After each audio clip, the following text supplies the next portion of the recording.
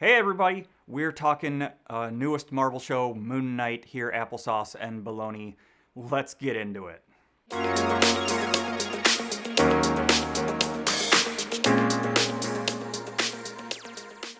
Yeah, man, Moon Knight, Miss Marvel. Yeah, lots of Marvel, Yeah, just Marvel in general. yeah, it's a marvelous Marveling time. at the Yeah, marvelous Marveldom. Yes. yeah, But yeah, Moon Knight. I guess we could start there and work backwards because we never did our Miss Marvel trailer, yeah. but We, that's we going to never, tie into all yeah, this. never talked about Miss Marvel. We never really talked Yeah. about the Doctor Strange trailer. We kind of had some downtime. Sorry about that. Life stuff.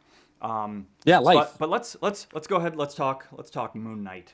Um, I loved it. I Yeah. absolutely I loved this show. Oscar Isaac is great. Yeah, I we're on episode 1. I assume episode 2 will be out either right after we post this or vice versa. But yeah yeah, Oscar Isaac, great. It's definitely a slow burn show, but I'm buying in. yeah I'm ready. yeah. It's going into it. I knew very little about Moon Knight. I just held up my comics that I have of him. Which is pretty much if he showed up in a Spider-Man run or a Punisher run. I just happened to read him because he was there. I didn't really ever know much about him, but I can't wait to know more about this Yeah, I character. think he would pop in. I remember reading some Doctor Strange. He was I believe he's been a secret defender at points or a defender at points, but he's definitely within, which kind of brings us to our conversation at large, definitely the direction Marvel's going.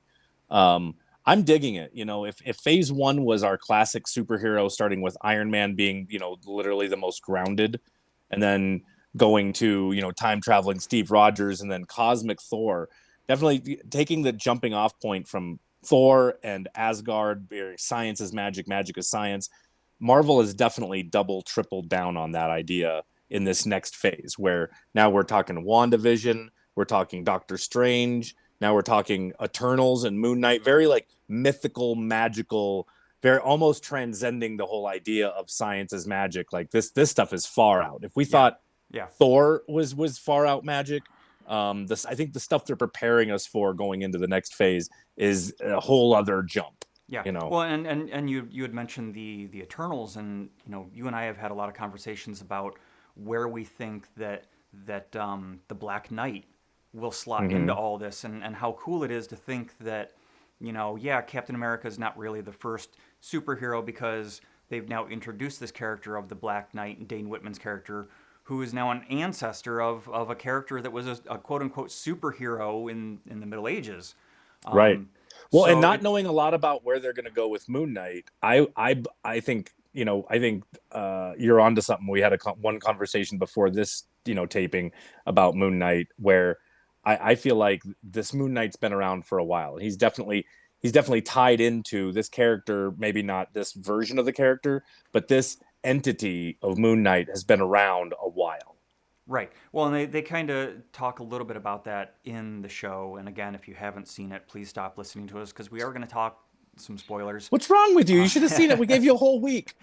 um, but they talk about the avatars and not the blue avatars from James Cameron and not the Avatar of the Which was Airbender, great.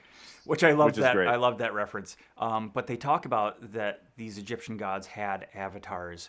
So there's a very real possibility that there could be a history of these other avatars of Khonshu and the other Egyptian Mm-hmm. gods that may have fought alongside the Eternals at some point, or may have fought along Right. the Black Knight, or the various other entities that existed now throughout what we're Mm-hmm. considering history.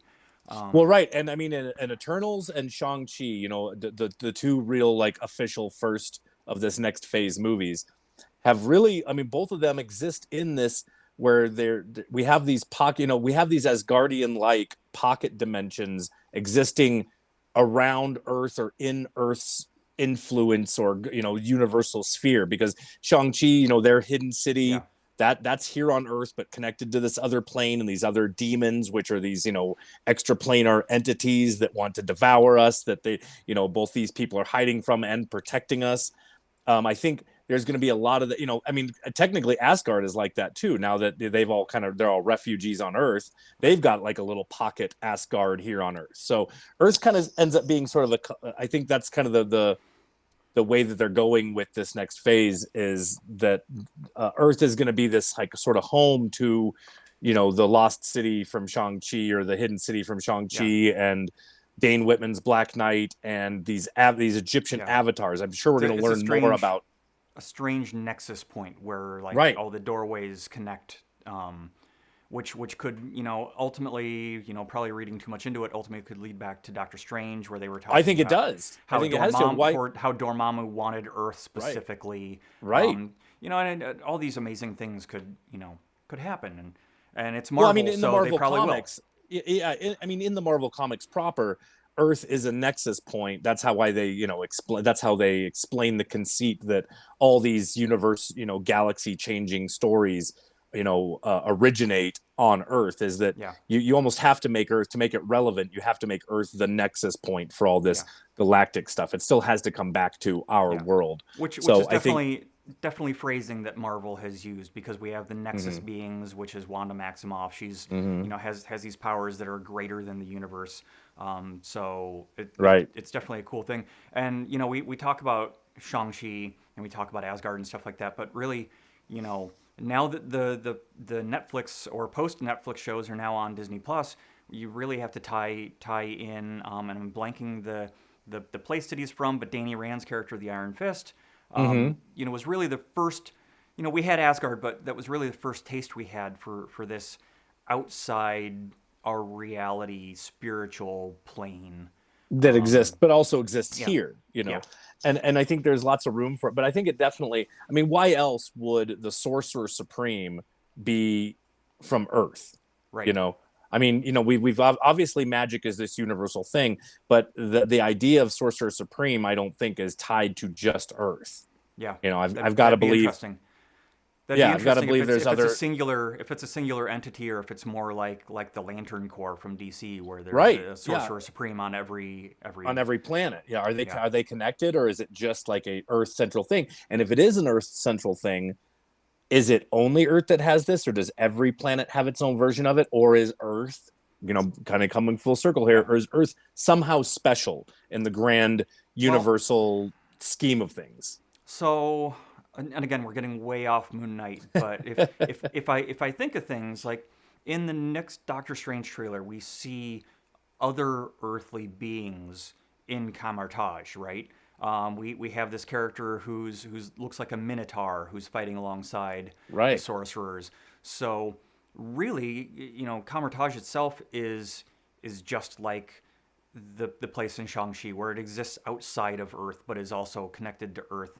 So really, maybe the Sorcerer Supreme isn't necessarily impinging on Earth, but it's this separate pocket of that protects the entire universe type situation. I don't know. Here we are, just throwing baloney all over the place. And one more thing about the Sorcerer Supreme, and a big helping of baloney, is so we just celebrated April Fool's Day. You had just posted from Bruce Campbell's account. See, I think it's real. I think he's trolling us. I think it's a double play. It's a double play. It's a double play. It'd be such a missed opportunity if you're Sam Raimi, and you always have Bruce Campbell in your movies, and you're doing Doctor Strange, where you are literally allowed a completely open book, a blank check, if you will, as you like to say about things, to do whatever you want in the multiverse. I have to believe that somewhere out there is an Ash Sorcerer Supreme. Yeah. And I mean it just begs the question. He better be, if they do that, he better be practicing the 3 magic words that he's always terrible at doing, because that's the only magic that Bruce Campbell's ever done, and he's screwed it up. Right. So it better be, Klaatu Verata Nikto, and not Nickel. Or necktie, or necktie, nickel. It's definitely an N word. I mean, going way back, Bruce Campbell was definitely a fan casting that we had for Doctor Strange for a long time. I would absolutely love to see that. When they announced it was Sam Raimi, that was one of my big hopes. Is like, oh shoot, we're gonna get a multiversal. It'd be great. Bruce Campbell. I need to see Bruce Campbell as Benedict Cumberbatch versus Benedict Cumberbatch, because like it would just be the greatest Yeah. set. I mean, I'm hoping that this is our Andrew Garfield moment that we'll be talking about when this movie comes out. How great it is that there Yeah. was like a 2-second cameo of a totally like cheesed up version of Doctor Strange played by because Yeah. again, we there is a reference to Doctor Strange for a hot second in the Sam Raimi pre Marvel MCU Sony Spider-Man Yeah. with Tobey Maguire. They're they're looking for a name for this new supervillain, and they say Doctor Strange, and J. Jonah Jameson, who's now in the MCU, says, "Nah, it's taken. great, but it's taken. It's taken." Yeah. Yeah. So Yeah. So I'd love that. Of course, we're way off track here. We wanted to talk a little okay, bit yeah, more yeah. about Moon Circling Knight. back though to So Oscar Isaac though, yeah. I love his take on the British version of the British personality is Yeah. hilarious. It's such Yeah. a brilliantly, it's very almost Monty Python. There is a very Monty Python-esque Yeah. like quality to this show, and it's nutty, and I can't wait for Yeah. more Ethan Hawke versus Oscar Isaac. Like Yeah. I'm down for it. It's funny to me because again, not knowing a lot about Moon Knight, there's a lot of people that are Moon Knight fans that are really upset of this character of Stephen. I'm forgetting his last name. Um, they're really upset that that's the character that they're going with, and this portrayal of this particular version of Moon Knight's personalities. Because I guess he's supposed to be like a millionaire or something, and they made him a museum clerk and stuff like that. But I'm really digging on this character. I'm really enjoying the way that they're telling the story without showing us that we're being subjected to the awkwardness of what this character is going through, and it's not a oh look, he's transforming and now we're going to see some awesome action sequences. It's really Yeah, we're it's staying with him. yeah, We're missing so far the yeah, first episode. This is where I think I knew as I was watching it that there was going to be some backlash for the fans that just don't have patience. It's like, just wait for it. It's when we finally get to see Moon Knight do his thing, I promise you they're going to make it worth it, because yeah. right, but I love story-wise, exactly. Story-wise and character-wise, sticking with Simon, where we Steven, missed the cool with a action V. scene, and we yeah. That's What's up? Stephen with a V. You said Oh, Simon. did I say Simon? I could have sworn it was Steven, but yes, Yeah, Steven with a V. When we switch, when we go with that character, with this meek little, northern, British, super nerd, incredibly awkward, and we're sticking with him, and then he flashes out. Exactly, I expected to see, okay, now where he's going to kick ass, but no, we stay with him, and then all of a sudden everybody's just dead, yeah, and he's like, "What is happening?" What a great journey to yeah. No, it's real fun. I know, of course, going forward, we're gonna get to meet more of Mark Spector. We're gonna get to see him. We're obviously Right. gonna I get mean, and more. obviously Yeah, they've already set up that there is this debonair secret agent multimillionaire guy that the one yeah, girl wanted to go on a date with, that she thought right, was Steven with a V. right, But so there is that aspect. But I think to start here, to start in such an unknown place, and to take us into the world, so we literally are the hero. We know yeah, as much as Steven does about what's going on. We yeah, know a little bit more, but not much. yeah, We literally had one scene kind of away from him where we meet Ethan Hawke's character breaking glass and putting it in his shoes, and I think that means he gets taken over the same way, but he's in his right, weird villain way has figured out how to control his avatar instead of being just a mess, just a yeah. hot chocolate mess like Steven is. Yeah, You know. yeah, no, and I mean, I'm super excited to see the two of them pair off. I want to go back a little bit briefly to the museum thing, Mm-hmm. because I was just listening to a thing this morning where they said that that's actually not a museum in London anywhere. That's actually a different museum. I think somewhere.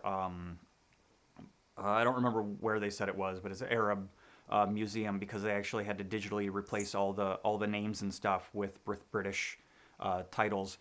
But there's a point in the museum right at the beginning of the show, and this is talking about Easter eggs. This is one of my favorite Easter eggs of that Mm-hmm. Marvel's done. He walks up to, I think it's a mummy, and there's a plaque on the wall that talks about the museum, and there's a QR code there. This is when he's talking to the little girl. Okay. Apparently, someone who spends a lot of time analyzing these things scanned that QR code, Uh-huh. and it actually it doesn't take you to any information about the museum. It actually takes you to a Marvel webpage about Moon Knight, where right now this week they have you can scroll through the first appearance of Moon Knight in the Werewolf by Night comic book, and they're apparently going to be updating this bi-weekly as the show goes. Ah. So way to sneak in a little thing that hardly anyone would ever find, Marvel. Yeah. But Well, that's I mean, super it's cool. setting up a really cool. I mean, that brings up a point. You and I talked about when we first talked about this episode, and we're like, "Hey, man, we got to do some applesauce and bologna on that." But like, I really am excited for a possible Blade, Moon Yeah, Knight, Black Knight. A real mythological like team up. yeah, I mean, even throw in maybe an Eternal or something. Like, yeah, what a cool like idea it would be to do, and I'm really excited for this new phase of just really pushing the boundaries of getting into some fantastical stuff. I mean, coming all the way from the more grounded Avengers like Hawkeye and Iron Man, and really getting into this whole new crazy class that's basically just setting us up for mutants. Because once yeah, once the X-Men fully join the MCU, it's going to be yeah, anything goes. yeah, yeah. Which, again, to your point, I think we're going to get a lot of that in Multiverse of Madness. I think we're going to get to see the scope of what this could entail.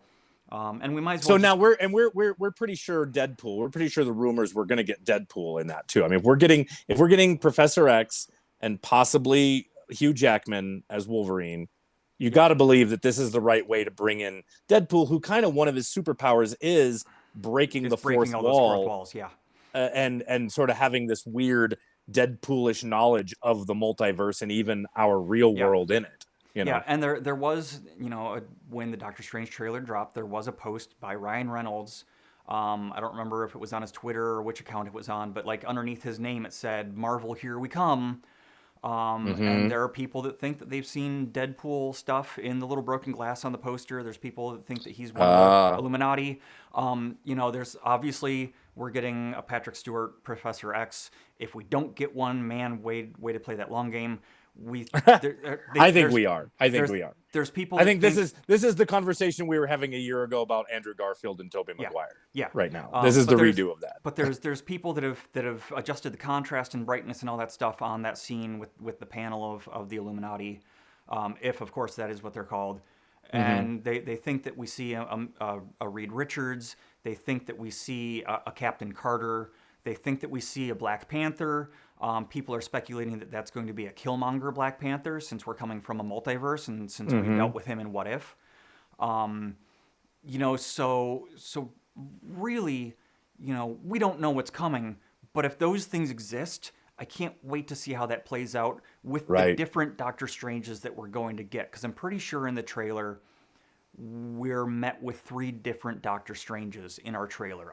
At least. I don't think the Doctor Strange that we see through the majority of the trailer is our Doctor Strange. I think Mm-hmm. it's this other, superior Strange, that has the one with the statue built of himself. I think he's the one that gets arrested. I don't think it's our prime I 616 agree. Doctor Strange. I'm not sure, but it's definitely opened up the path to bring all these things in. I think we're gonna get I think we're gonna get a Reed Richards. I've even I'm starting to actually believe the crazy fringe rumors about Tom Cruise being a version of Tony Stark, because he was considered for Yeah, it. They did yeah. want him before Robert Downey Jr. Well, and So I'd love to see that. I really would. oh my god, it'd be I great. do. However, And I think Tom Cruise would do it. I think he yeah, has a penchant for odd cameos yeah. per Tropic Thunder, and Yeah, but and I think we discussed it in one of our videos right when the trailer dropped. But I do agree with you that I think it's Jonathan Majors as a version of Kang that we see in the trailer that's flying, that people are saying it's Iron Man. I don't think that's yes, Iron Man. I don't. I think it's Iron Lad who Yeah, then becomes Kang's yeah. like Who progenitor or a version of Kang. who's controlling all Yeah, the Ultron bots? Who's yeah. um, I can't wait to see more more of him. I Hmm. really dig him as an actor. I loved what he did with He Who Well, and they Remains. have told us. I mean, this is going back to a little blurb earlier. They did, and Kevin Feige likes hiding. He likes hiding things in plain sight. So they have told us that this Jonathan Majors version of the various versions of Jonathan Majors and Kang are going to be the villain in multiple properties. So I think we're seeing the beginning Yeah, of that now. yeah. Now, of course, we're dealing with Marvel and trailers, and we Right. we really have to kind of manage our expectations on what we're gonna get because from the point where we got the Infinity War, really Marvel hasn't been telling the truth with any of their trailers. They gave Thor two eyes in a thing. Mark Ruffalo was the Hulk in one of the trailers. They're really toying with us here. Hmm. So ultimately, we could get any of these things or none of these things. Right. But I think with the speculation that's been going about and the things that have been said, we're very much dealing with an Andrew Garfield situation where these things exist. They've been proven to Yeah. exist. It's just now how Marvel decides to spin it before we see it. And if Sony's smart, man, especially since you and I haven't seen it yet, but we will see Morbius, we will have opinions. Yeah. Um, Yeah. Speaking of so changes to trailers. so yeah, Yeah. speaking of changes to trailers and stuff, I mean, yeah, you said that they've removed a lot of Spider-Man stuff. Just we're all fine with it. You set your egos aside. Like let Kevin Feige and Marvel make you a bunch of money. Yeah. But just let us fans enjoy. We don't have a lot to look forward to these days. So like just give me all the fan service Yeah. because they do it in Yeah. such a good way. They do it in Yeah. such a good way. And speaking of fan service, we'll definitely get something out talking about getting hyped up and excited about Obi-Wan here Yeah. in the next week or so. Talking Yeah. about sort We of got like some of the we got Miss concerns about that. Yeah, we got Miss Marvel coming. Miss Marvel, yeah. I Yeah. mean, and yeah. So yeah, we need to talk about that trailer for a minute. Like, um, are you excited? I think it kind of shows. You and I have talked personally. I don't know if I've done it on the show about how I think you do a size changing Reed Richards, an elongation kind of thing. Yeah. And so I'm excited to see how they're going to handle that with the Miss Marvel. Well, and that has a lot of people really upset, and I think, and I think the way that they're going about it is gonna be okay. There's gonna be people mad that they're changing her power structure a little bit, but I think if we see a Kamala Khan before we get Reed Richards, and she embiggens and stretches before we get Reed Richards, it's gonna diminish what we get from Mister Fantastic. So I'm okay with Well, them and that changing her that kind of powers. brings to my point. That's where I think what they're trying to do there is see if it's acceptable to change the powers to be more cinematic because you Yeah. you and I've had this conversation. I've had this conversation with multiple people, and they've had um three different Fantastic Four movies in the modern age of CGI to get Reed Richards to look to Mr. Fantastic to stretch, not look weird. Yeah. And it's hard. It's something that works in comic books And and cartoons. doesn't Yeah. and doesn't work in live action. It Yeah. just doesn't.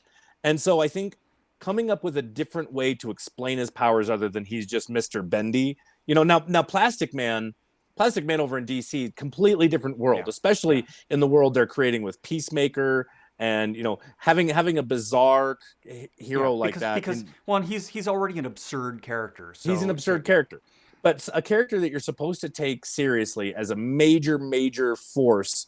Like we're talking like the great granddaddy of Marvel superheroes is Yeah. Reed Richards. I mean, like even before Spider-Man, before Iron Man, I mean, he's the guy. Yeah. You need to take him seriously, and I think a way of doing sort of him being able to elongate but explaining it like using quantum entanglement Yeah. or Yeah. being able to portal his hand through. And so that's what I think they're doing with Kamala Khan, and they're Well, attempting, because I think they really do need to. I mean, Mr. Fantastic's powers are problematic. You can do the Thing, you yeah. can do the Human Torch, you can do Sue. She can be, all those things are doable and be taken seriously. Yeah. But a guy Mr. that can Stretchy, stretch himself to insane points where he's like reaching, miles away is that absurd. it's aesthetically it's a power that Yeah. in live action, and especially in the live action world, the MCU they've created, it needs a rethink. And so yeah, I think Kamala has taken a lot of heat So- for that, but I think it's going to work. Like, I'm Yeah. excited to see how they're going to show her power. You know, I for someone again that hasn't read her comics, I think I'm gonna like it. I've seen her in the cartoons. Yeah. It's an odd power, but I like how they're taking her character and they're pushing her more towards, you know, her character idolizes Captain Marvel. She idolizes that character and that power set. So the fact that they're gonna give her these powers that allow her to change her form, in a way, but also is more like Captain Marvel's powers, I think is gonna be cool. Right. Yeah, she's gonna find this bracelet or something that gives her the powers, whether it's a Kree bracelet or whether it's the cosmic bracelet or whatever it ends up being. You know, it ties itself into Shang-Chi. It ties itself into Captain Marvel. I Right. think what they're gonna do is gonna be good. We just have to let them do stuff and not be like, this isn't exactly the comics. Because if you want exactly the comics, go read your comics and stop. Well, watching and a the lot of movies those and TV people shows. saying that obviously haven't read enough comics or even of the runs that they're talking about, because in Kamala Khan is a relatively new, young Yeah. superhero. She hasn't even been around like a golden age, silver age amount of time, but her powers have changed a lot. Yeah. And again, I'm not an expert, but like, I mean, how many times has Wolverine lost and gained his adamantium? Yeah. You know, Well, and, or you know, or good- anything talk- else. Yeah. Well, and talking, you know, as we were talking about Moon Knight, I read the first appearance of Moon Knight on their website, and the first appearance of Moon Knight, he's Mark Spector, who gets approached by this, you know, group of multimillionaires, and Right. they hire him as a mercenary to dress up as a superhero. It has absolutely zero to do with Egypt, zero Yeah. to do with so characters change. Well, I mean, We in have to allow them Wolverine's, to change. Wolverine's first appearance with the Hulk. Wolverine is a Canadian Special Forces guy with gloves with claws, Yeah. no mention of adamantium, and he fights the Hulk Yeah. in that, and he's kind of a bad guy. Yeah. But But but you know, I really dig the vibe that Mm-hmm. the show has given us. I dig that very, you know, Breakfast Club. it's very comic 80s. booky. Yeah, I'm digging it. I'm really excited to see it. It's very Um, Stranger Things. Like they're very Yeah. smart for digging into that nostalgia and that, you know. And so yeah, I'm all for it. You know, let's give things a chance. And again, I mean, by now it should be no great surprise to anybody watching these movies that they're not going to do exactly what the comic books do, and that's a good thing.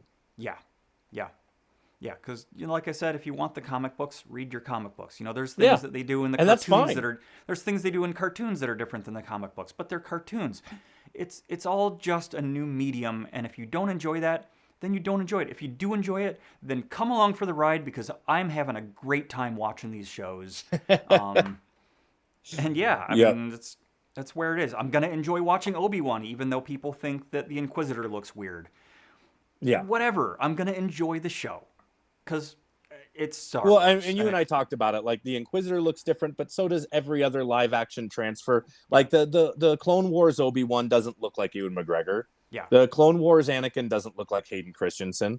You know, the Clone Wars Mace Windu doesn't look. I mean, heck, Yoda even looked at. They're very stylized, and Yeah. so they don't like, even. yeah. And, I mean, to be honest, they don't even sound like them. If you actually go and listen to Right. the vocal impersonations, yes, they're not necessarily even close, but they give the inkling that they're that character. So just stop complaining about it. right. If you Well, and like like it- you and I said, if you reversed these, if you somehow could go back in time and do live action Inquisitor first, and then have Clone Wars do Inquisitor later, Yeah. people, you'd have some complaints, but not the same complaints. People would Yeah. be like, "Oh, well, it's stylized. It looks, it's because it's a cartoon Well, and it's live action." It is the same complaints because we got that when Clone Wars started, and they're like, well, this is a weird animation, and then Rebels started, and people are like, oh, I hate this animation.